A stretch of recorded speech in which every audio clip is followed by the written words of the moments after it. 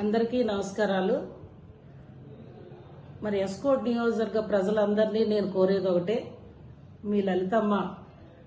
మీ అందరినీ పెద్ద మనసుతో ఆలోచించి 11వ అంతర్జాతీయ యోగా దినోత్సవం విశాఖలో రేపు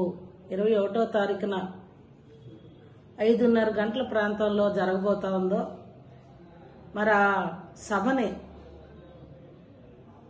విజయవంతం చేయమని 5 మండలాల ప్రభుత్వ అధికారులు,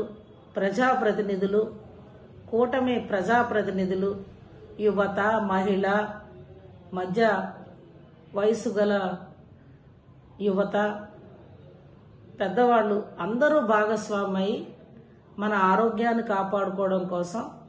యోగా నిత్య జీవితంలో ఒక భాగం అవ్వాలని, యోగాంధ్రప్రదేశ్గా గిన్నీస్ బుక్లో మన పేరు చిరస్థాయిగా నిలపాలని ఎస్కోట్ నియోజకవర్గ ప్రజలందరినీ కోరుకుంటూ